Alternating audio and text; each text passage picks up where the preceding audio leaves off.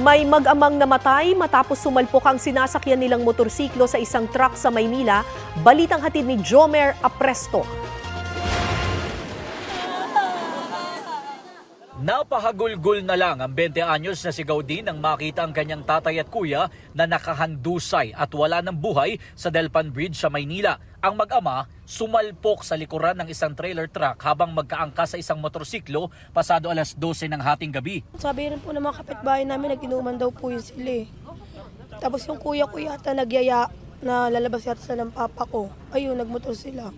Bigla lang po, sobrang sakit.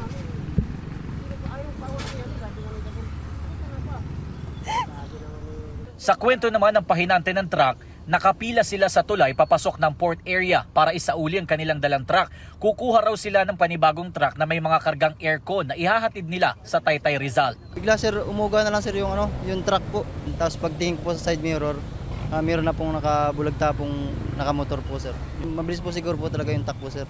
Pasado alas 3 na madaling araw nang dumating ang punerarya na kumuha sa bangkay ng 2 biktima. Base sa ID na nakuha ng mga tauhan ng Manila District Traffic Enforcement Unit ng MPD, napag-alaman na empleyado ng MMDA ang isa sa mga biktima.